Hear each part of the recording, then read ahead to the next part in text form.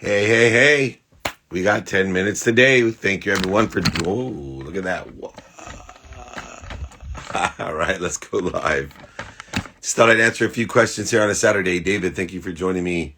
Thank you, Jesse, for joining me as well. It is Saturday afternoon. Just thought I'd check in for a couple minutes, answer a few questions. Aunt Marilyn, Mimi, how are you? Good to see you, certified health nut. Good to see you. Let's get some questions going. Tyler, welcome. Hope everybody enjoyed the 2-minute drill yesterday. Little practice round for the TV show. We'll go back to the normal margins of millionaires, how to buy low and sell high next Friday. So make sure you join me on Free Friday training. Nick, happy Saturday. Let's get some questions going if you don't mind. How about pinning up if anyone didn't get the exercise or the guides free? Just go ahead, email me, david@dmeltzer.com. Brian, I see you there, my friend. I got your note. I appreciate you. Look forward to hearing more about what's going on. Teresa, welcome from Germany. All right, we got a few questions. Here we go. What are your thoughts on crying? Do they release resistance? I think so. I'm a crybaby. I used to tell people when I first started speaking, didn't work unless I was crying. But Nick there posted right there, if you want anything, oops, got it. Okay. My book, guides, exercises. If you want to join free training, it's david@dmeltzer.com, pinned below. Phone number is to text 949-298-2905. Text only 949-298-2905. All right. Welcome, Dylan. Welcome, Noble. Thank you, everyone. Let's get to some more questions. Let them rip. Thoughts of chasing two rabbits and not catching one. I want to do both real estate and financial services. What you need to do is find the common denominators, the dependent variables between real estate and financial services. There are many, and then you can do both. So what I think people mean when they say don't chase two rabbits, it's looking for two things that are completely exclusive of one another. But if you can take a spine approach of the dependent variables that are utilized in financial services and real estate, you'll find them to be complementary, supplementary, and synergistic to making more money, helping more people, and having more fun. You actually can compound the value and interest of doing both if those dependent variables are aligned. So look and see to make sure that they are complementary, synergistic, or supplementary to one another, and you can accelerate and grow, aggregate, and compound the value by doing both instead of deferring and distracting and lessening or diluting the interest that you have. What is your advice on handling both work and personal relationship if they conflict, but you want it to make it work? Then make it work, right? You need to manage expectations. You need to set boundaries. I use time as a boundary and set a minimum amount of time and be able to utilize that in order to separate personal and business. So some people can, and if they can't, then you got to cut that relationship and understand that, some people cannot work within the context of those boundaries. Thank you, JCT, Miss Moss. Happy to help you. Any shortcuts to scaling an audience on Instagram? Bet practices. Can I give you guys a lesson about shortcuts? I learned a long time ago. My Aunt Mimi's on here, and I remember distinctly, I was one of those kids who liked to cut the line. I like the shortcuts. You take a shortcut, all it means is you're going to have to go all the way back around to the end of the line. Don't do it. Find efficiencies, effectiveness, and statistical success in what you do. Rely on your skills, your knowledge, and your desire in order to effectuate the exponential growth, acceleration, and success in what you do. Shortcuts are nothing but a way to have to go all the way back around to the end of the line. All the great things that we learned, I think I learned before I was 5. Say thank you, ask for what I want, and don't take shortcuts. But find how the capabilities that I have, the skills, the knowledge, and desire align with are synergistic, supplementary to what I want to get done according to my personal, experiential, giving, and receiving values. Too many people think that the shortcut's going to do it because they have no understanding of the man-made construct of time, and they think that saving the time will save them the result. Not true. Time versus money. Time is a man-made construct. Money is a energy.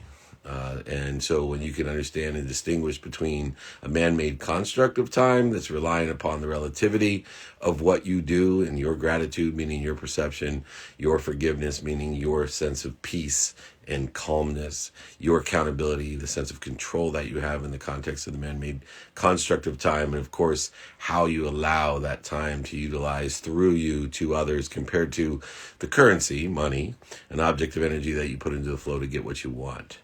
And when you put the right energy into that currency, you'll get what you want in a more rapid and accurate way, determinative upon how much resistance, interference, void, shortages, and obstacles you're putting in the way of that currency and not what you want.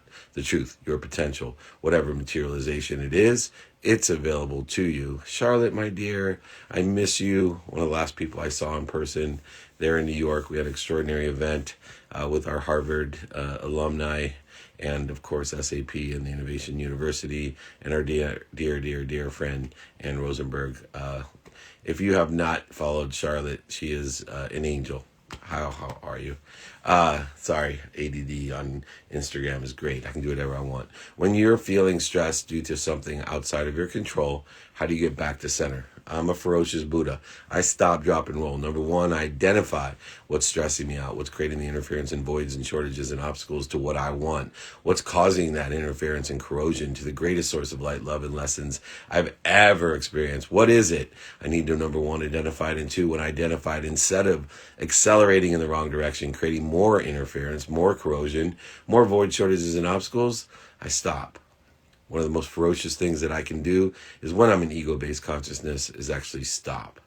And then like a Buddha, I breathe and I get to peace and to center so that why? I can find the trajectory, the objective that I'm looking for according to the values that I took earlier in the day, my personal experiential giving and receiving values. And then I'm ferocious again and moving in the right direction, accelerating with unbelievable enjoyment. That's right. I accelerate with enjoyment of what?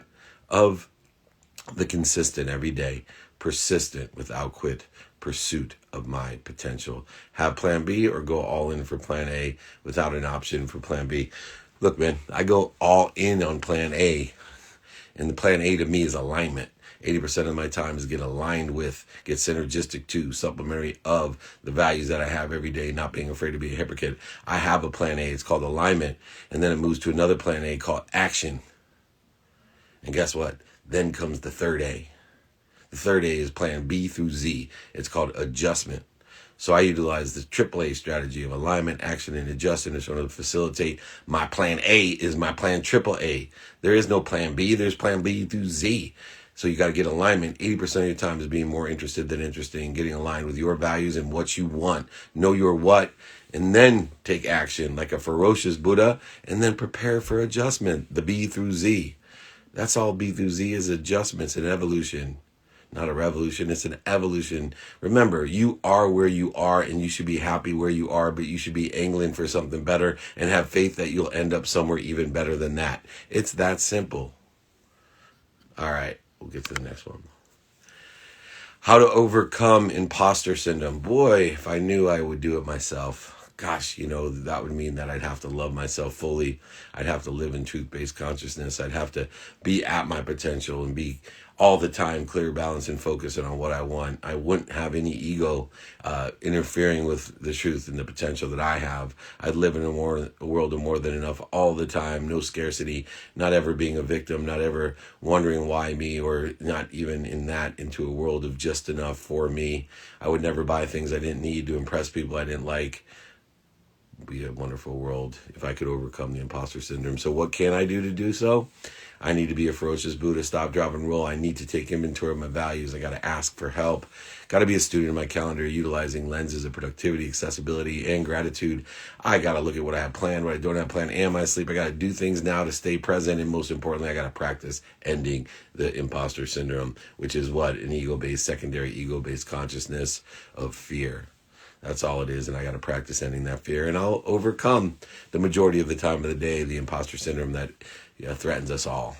What's the best way to be productive with your time? Well, I like to use the power of 64.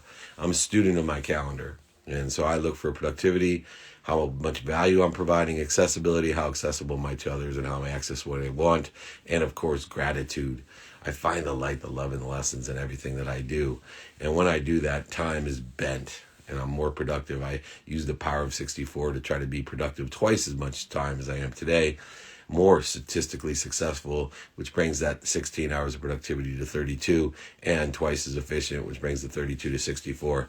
If I'm doing it right, I have 8 days of productivity a day, 7 days a week, 56 days of productivity, when most people don't even have 5. I'm getting 11 times the productivity. So I'm just beating people with math. There ain't no secrets here. I'm not a genius in any respect, just simply a mathematician utilizing productivity, accessibility, and gratitude to get the most out of my journey and enjoying it nonetheless every day without quit in the pursuit of my best self, nobody else's. We all know comparison's the thief of joy. I don't need to compare to you. You don't need to compare to me. All right. Let's see what else we got here. Thank you for all the questions, everyone. I know Saturdays, I don't like to take up too much time of everyone, but I do like to answer a few questions and say hi. How would you help someone with procrastination? I would tell you, take inventory of your values every day. When you take inventory of your values every day, you'll know your what. Procrastination occurs because people don't know what their what, and they're searching for their why as an excuse to the what. Ice cream billionaire, I like that tag there. Welcome. There's some really good ones on here. Anyway, when you do that, take inventory of your values, personal values, what you personally want in your life, experiential values, what you want to experience, the giving values, how you can provide value to others, and most importantly, the hardest thing to do, to display radical humility, your receiving values. Because I promise you one thing, you cannot give what you don't have. You cannot be sick enough to make someone well. You can't be poor enough to make someone rich, but you can be rich enough to make someone rich.